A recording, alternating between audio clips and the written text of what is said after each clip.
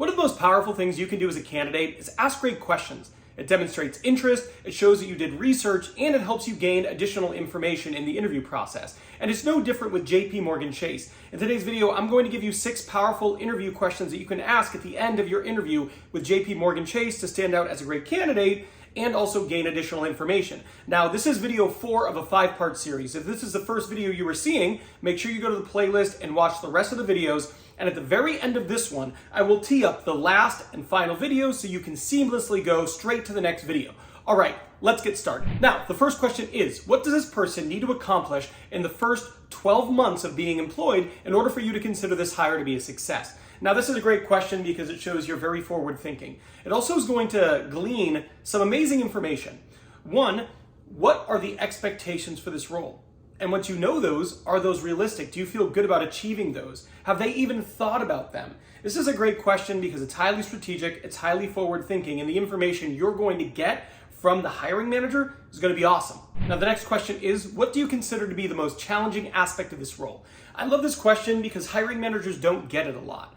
It is like the what's your greatest weakness, but reversed. It's basically asking that question. They won't have a canned answer, they won't be prepared for it, and you are more likely to get an authentic answer. So when you ask this question, they will probably be just a bit surprised, and they'll probably share with you some information they might not have anticipated sharing initially. So it's a great question because you are going to get some authentic information from them. It's also really good to get a grasp of their understanding of the role. Sure, they are the direct manager, but does every direct manager really understand the different challenges, nuances of every role? No, of course not. But do you want to be working for a hiring manager who truly understands what you do? Yes. Do you want to be working for a hiring manager who can speak to the challenges of the role you are about to take on potentially? Yes, of course. And this question gets at that. So if you ask this question, they will be caught off guard. They will give you an authentic answer, and it might lead to a really interesting discussion, but it's a question I love to ask. Now, the next question I like asking depends if they have been here for a long time or if they've only been here for a little bit. If they've been here for a long time, I like to ask the question, so I see you've been here for quite some time. What keeps you at JP Morgan Chase? This is a great question. And if they are newer, go, hey, I see that you recently started with JP Morgan Chase. What attracted you to the role? Great question. Now, what's really powerful here is you're going to be able to tell their passion. You're going to see, are they truly happy? Are they engaged? Are they satisfied with the role they're in? That comes through in the way they're going to answer it. But in addition to that, this is great information to throw in a thank you email, right? Whatever they're going to tell you here, what I love being here is because of blank. That's great information that you can later throw in a thank you email. So when you leave the interview, you send them an email later in the day, hey, thank you so much for taking the time to chat with me today. I really appreciate the time and you answering my questions. I specifically really enjoyed when you shared blank. That motivated me, and I'm even more enthused about pursuing this role. If you have any questions, please feel free to reach out at any time, right? That's a great thank you email, but it's made much more powerful because you reference what they shared with you. Hey, by the way, if you are finding value in this video, do me a favor, hit that like button. It is free for you, but it helps me a ton. It also motivates me to make more videos like this, and it tells YouTube I don't suck. And if you're already willing to do that, hit that subscribe button. That way you never miss one of my 3 free weekly videos, all designed to help you nail your next interview and advance your career. The next question is, what are some of the skills and behaviors of the most effective members of your team? This is a great question I like to ask because it gives you an idea of exactly what they're looking for, right? Because every hiring manager is trying to replicate their most successful people, right? Every hiring manager has a team of people and they have top performers. And if you ask them, they would love to have 2, 3, 4 more of those top performers who just perform the role at a higher level. So as a candidate, it behooves you to understand what are those differentiators, what are those behaviors, what are those skills, abilities, backgrounds. And once you have that information, you can use it if there are additional interviews, right? You can say that you also have these behaviors, traits, etc. You can also in that moment go, oh, that's really good to hear.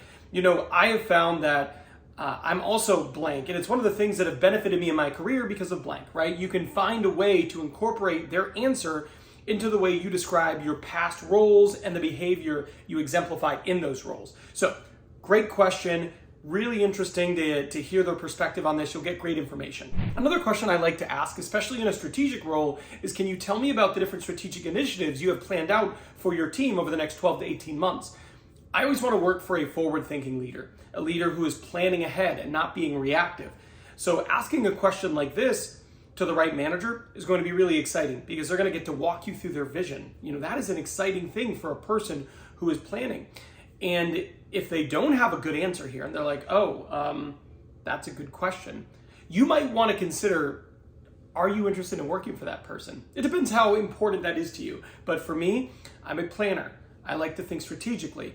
And I want to follow people who also feel that way. I feel like it's important for both the viability of the business, but also just staying relevant and advancing in the best way possible. So I love asking this question. The next question is a closing question, and that question is, do you have any questions or concerns about my ability to the job? Great question, right? You're asking them, hey, do you have any concerns or questions about my ability to do this specific role? And one of two things will happen. One, they'll go, no, I feel like you could definitely do this job, and I appreciate you taking the time to chat with me today. At which point you can reassert your interest. Oh, well, it's good to hear that. I appreciate you sharing that. I'm very interested in this role, and I'm interested in pursuing next steps, right? Something like that. Counterpoint. If they go, well, Ben, to be candid, I don't see as much blank on your resume. At this point, you have the opportunity to counter. Now, when you counter, you can't be defensive. You have to thank them for sharing that. And then you want to counter in a way that isn't aggressive and is reasonable. So they say, yeah, Ben, I have concerns. You don't seem to have as much management experience as I'd like for this person who's going to take this role. Hey, thank you so much for sharing that. I really appreciate your candid thoughts there. I don't think I did as good of a job as I could detailing in my resume and my LinkedIn profile my management experience. I actually have about 5 years of people leadership experience in 2 different organizations. So I don't think I included that as much as I would have liked to, but I actually do have that experience. And it's a great way for you to counter that, and you otherwise would not get a chance to counter that. If you do not ask the closing question, you will not get the chance to assert your interest or rebuttal gently any of their concerns. And both of those things are pretty powerful from a candidate perspective. Now, another thing that is really powerful from a candidate perspective is coming off as a great value alignment or culture fit candidate in the organization. But few candidates actually prepare to do this. That's why I made this video here. In this video, I talk about JP Morgan Chase's values, and I show you how you can come off as a value aligned candidate in your interview. So I'm done here, but I will see you over there.